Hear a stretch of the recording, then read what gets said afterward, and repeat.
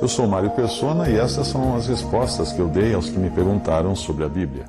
Essa versão que nós lemos, ela é mais antiga em português, onde o amor aparece como caridade. Eu particularmente gosto mais dessa versão que fala caridade, porque amor hoje está uma palavra muito gasta, né? Gastou-se muito a palavra amor.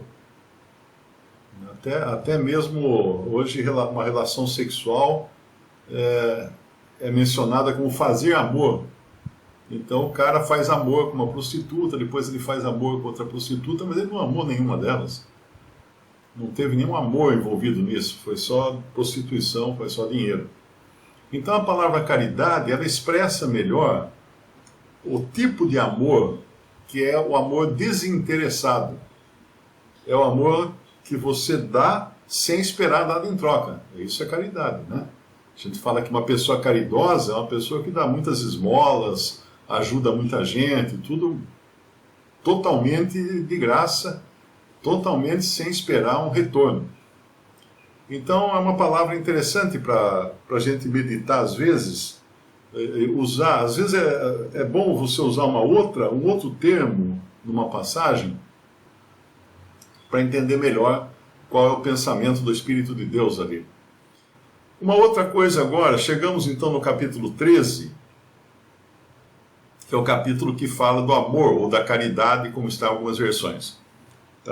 Um outro ponto também a ser lembrado é que, muito provavelmente, o Renato Russo não entendeu o que ele estava cantando, porque ele fez uma canção muito famosa, né, baseada no capítulo 13 de 1 Coríntios, mas ele fez, provavelmente, não dá para perguntar para ele agora, porque ele morreu, muito provavelmente ele fez pensando no amor entre um homem e uma mulher, no amor humano, que normalmente é o que as canções falam, né?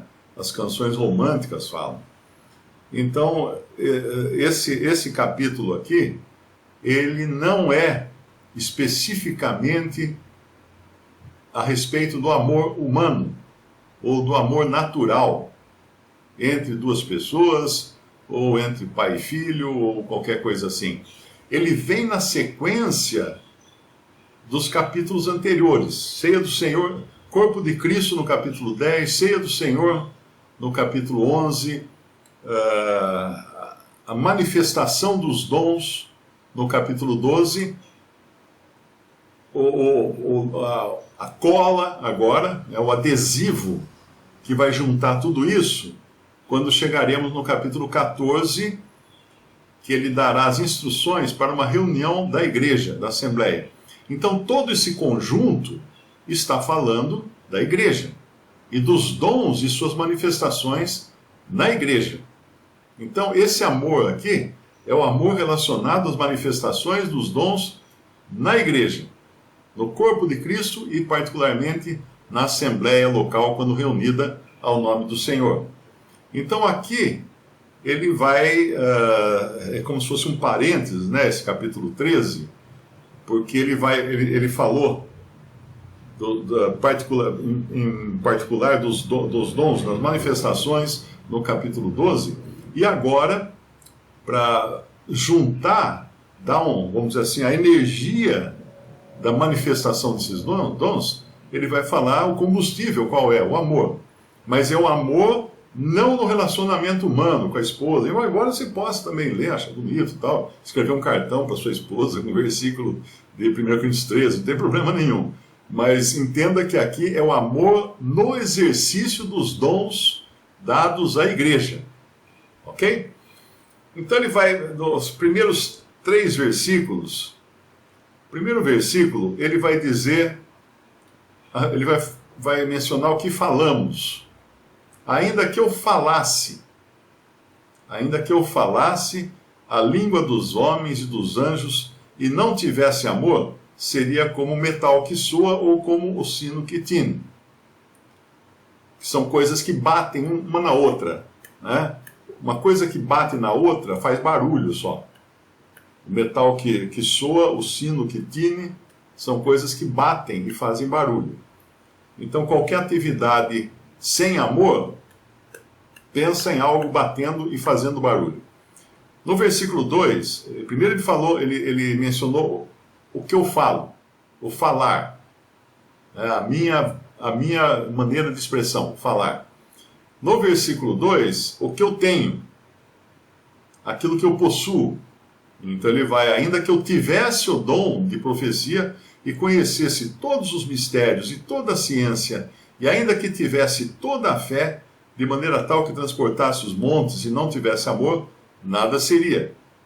E no versículo 3, ele vai falar do dar ou fazer algo. Né? Falar, ter e fazer. E ainda que eu distribuísse toda a minha fortuna para sustento dos pobres, e ainda que entregasse o meu corpo para ser queimado e não tivesse amor, nada disso me aproveitaria. Aí no versículo 4 em diante ele vai falar as características desse amor. Mas voltando ao versículo 1, ainda que eu falasse as línguas dos homens e dos anjos e não tivesse amor, seria como o sino que tine, ou que retine, em algumas outras versões. Repare que aqui nós temos uma maneira de redação. Eu não sei que tempo que é esse, não estudei geografia, direito, ainda que eu falasse. Quando eu digo assim, ainda que eu fosse presidente dos Estados Unidos, será que alguém que me escutar vai falar assim, rapaz, o Mário é presidente dos Estados Unidos. Ainda que eu tivesse uma Ferrari na minha garagem, oi, o Mário tem uma Ferrari na garagem dele. Ainda que eu tivesse viajado pela Lua, por Marte, por todos os planetas do Sistema Solar, uau, ele passou a NASA. Qualquer pessoa sensata, inteligente, vai perceber que eu estou falando, que eu estou dizendo essas coisas, não como afirmações, mas como suposições. Ainda que eu falasse, no versículo 2, ainda que eu tivesse. No versículo 2 também, ainda que eu conhecesse. Ainda que eu tivesse toda a fé. Versículo 3, ainda que eu distribuísse minha fortuna, que eu não tenho, para ser sustento dos pobres. Ainda que entregasse meu corpo para ser queimado, que eu não pretendo fazer. Então, uma pessoa com mínimo de percepção vai entender que Paulo não estava fazendo nada disso. Ele estava colocando suposições. Aí vem um e fala assim, irmão, como é que eu faço para falar a língua dos anjos? Eu pergunto, quem na Bíblia que você viu falando língua dos anjos? Paulo diz lá que ainda que eu falasse a língua dos homens e dos anjos. Não foi isso que ele disse. Ele fez uma suposição. Porque você também quer entregar seu corpo para ser queimado? Porque você quer ser que nem Paulo, então, e assumir que ele estivesse falando coisas que ele fazia, né? Você vai ter que dar toda a sua fortuna, entregar o seu corpo para ser queimado, ter dom de profecia e conhecer todos os mistérios de toda a ciência, ter toda a fé, a ponto de transportar os montes. Suposições. Ninguém fala a língua dos anjos. Ninguém. Mesmo porque, se você quisesse escrever e publicar um dicionário de língua dos anjos, você não teria fonte em que se basear. Quando alguém vai para uma tribo remota, escreve lá uma gramática, um léxico, um dicionário das palavras daquela tribo que ela usa, tal, é porque o cara escuta o que os índios falam, a língua dos índios, vai escrevendo, e depois vai tentando entender, conversando com os índios, tal, tentando entender, até ele traduzir, como foram feitas as traduções das Bíblias para muitos idiomas. E tem situações até que é até estranho, né? Teve um missionário no Equador, e ele quando ele foi traduzir a palavra fé, Não tinha nada no vocabulário daquela tribo, onde ele estava morando, onde ele estava trabalhando, não tinha nada que expressasse a palavra fé, como nós a conhecemos. Então ele ficou quebrando a cabeça, como é que ele podia usar um termo que representasse a fé. Aí ele percebeu que os índios moravam todos juntos, numas ocas grandes, né? Aquelas ocas bem grandonas, como os índios aqui no Brasil, na Amazônia também. Então ele percebeu que elas por dentro tinham aquelas varas, aqueles troncos, né? Que iam até em cima e seguravam toda aquela estrutura. Eram muitos deles. E à noite, o que os índios faziam? Eles amarravam as suas redes naquelas varas, naqueles troncos. Mas eles não amarravam perto do chão, eles subiam e amarravam lá em cima, juntando dois troncos daquele. Por que eles faziam isso? Porque ficar muito perto do chão, você podia virar janta de onça, né? Porque não tinha uma porta trancada, tá? Era palha fechando tudo. Então eles amarravam alto para não serem atacados por animais selvagens. Não ter perigo de um animal pegá-lo. Então eles amarravam a rede, subiam naquele pau e dormiam lá em cima na rede. Mas aí ele percebeu o seguinte também, eles tomavam muito cuidado, porque alguns daqueles paus não eram seguros. Eram meio mambembe, estava meio podre já, né? Então eles evitavam esses. Aí ele pegou e transformou a palavra fé em fé em Jesus, em amarrar a rede em Jesus. Aí os índios entenderam o que era ter fé em Jesus, amarrar a rede em Jesus, porque é o único pilar firme que não vai deixar você cair, não vai fazer com que você vá parar no chão, né? Então ele começou a usar esse termo, amarrar a rede de Jesus, para a palavra fé. Então os tradutores têm que rebolar para poder encontrar a melhor maneira de expressar as palavras. Então, não seria impossível alguém citar uma palavra dita por um anjo. Alguém consegue citar uma palavra? Não tem. Não tem nenhuma.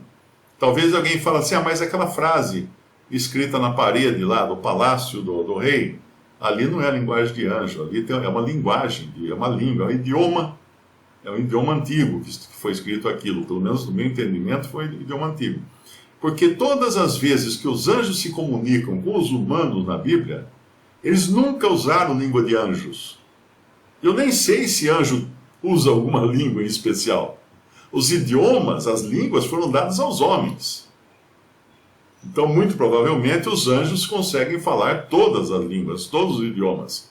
E se um anjo aparecia para Moisés ou para Abraão, ele falava hebraico. O anjo que apareceu para Maria falou hebraico.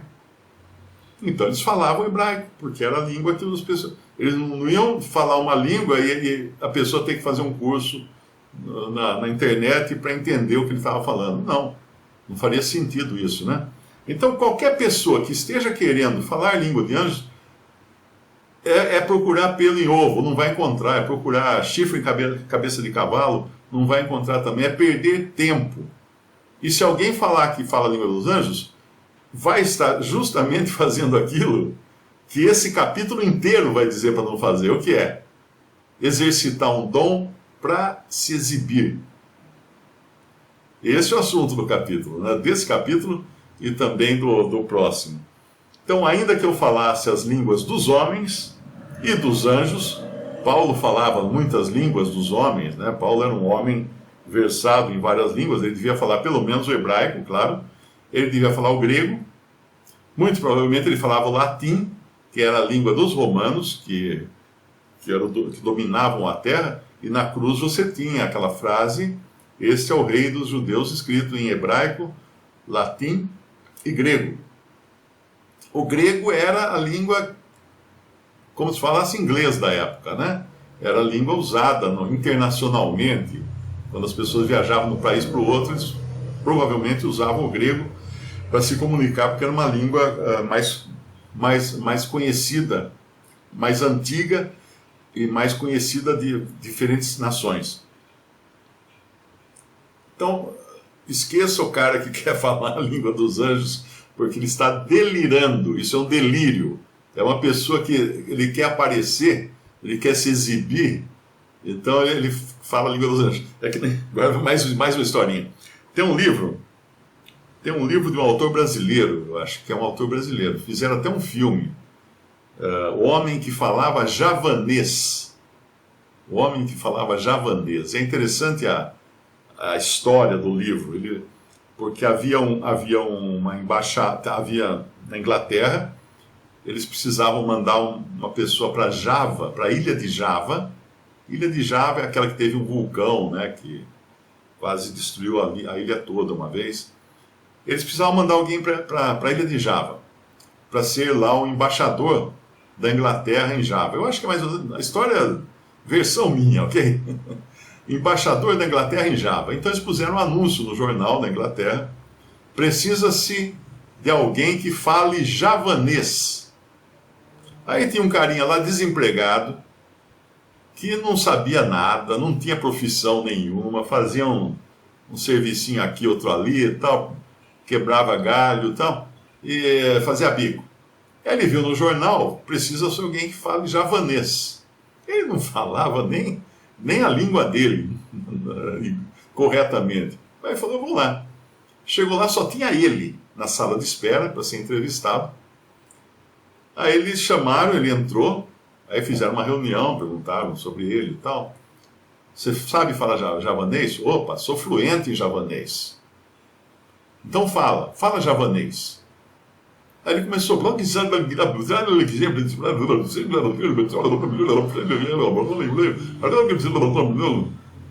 aí um olhou para o outro, né? Tá bom então.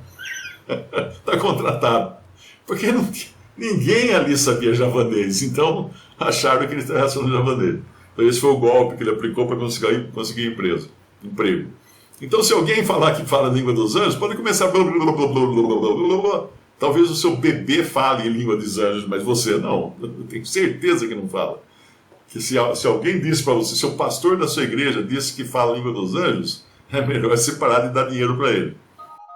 Visite respondi.com.br. Adquira os livros ou baixe e-books. Visite 3minutos.net. Baixe o aplicativo.